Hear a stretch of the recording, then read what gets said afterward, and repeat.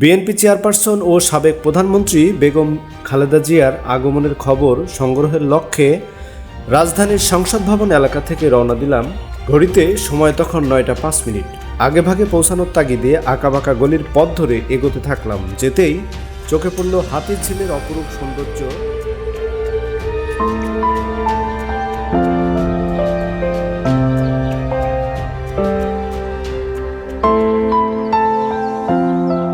একটু পরে চোখে পড়ল গুলশানের বেগম জিয়ার বাসার আশেপাশের রোডগুলোতে পার্কিং করে রাখা বিএনপি নেতাকর্মীদের অসংখ্য গাড়িবহর।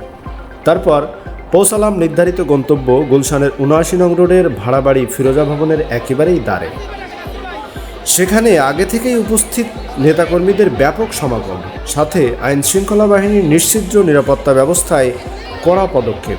তাছাড়া সমগ্র রাজধানী জুড়ে দেখা গেছে দলীয় নেতাকর্মীদের ব্যাপক উচ্ছ্বাস, স্লোগান আর শুভেচ্ছা বার্তা। দলীয় নেত্রীকে এক নজর দেখতে এবং তাকে স্বাগত জানাতে সকাল থেকেই বিভিন্ন এলাকা থেকে লাখো নেতাকর্মী এসে জড়ো হয় পূর্ব নির্ধারিত পথঘাট এবং ফিরোজা ভবনের সামনে। তাছাড়া একাধিক জায়গায় মিছিল, শোভাযাত্রা এবং নেতাকর্মীদের স্লোগানে মুখর হয়ে ওঠে রাজধানী। মঙ্গলবার 6 মে বেলা 11:15টার দিকে খালেদা জিয়াকে বহনকারী এয়ার অ্যাম্বুলেন্স বিমানবন্দরে অবতরণ করে।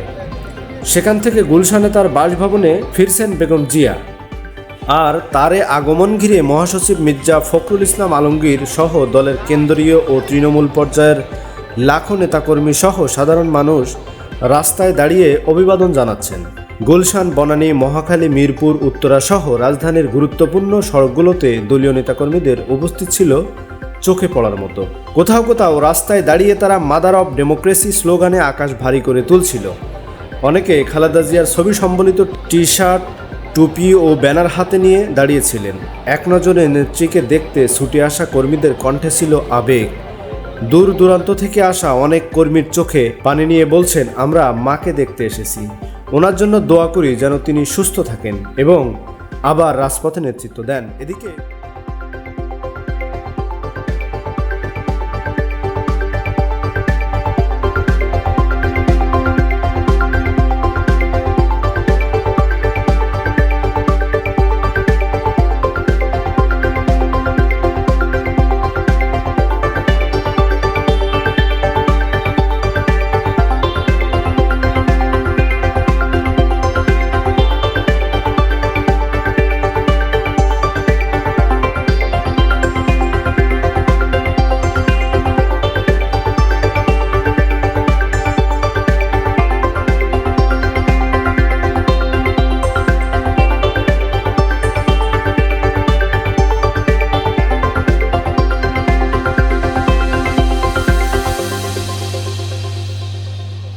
খালেদা জিয়ার আগমনের খবর আগেই জানা থাকায় পুলিশ প্রশাসন, র্যাব, সেনাবাহিনী সহ আইন শৃঙ্খলা বাহিনীর অন্যান্য সদস্যদের উপস্থিতি ছিল চোখে পড়ার মতো। তাছাড়া গুলশান এলাকায় অতিরিক্ত নিরাপত্তা ব্যবস্থা জোরদার করা হয় উক্ত আগমনকে কেন্দ্র করে।